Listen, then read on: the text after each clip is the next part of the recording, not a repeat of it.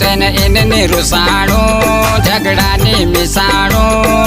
अब कभी नहीं पेलू सौ तेरा छौकाणू अब कदे नहीं पेलू सौ तेरा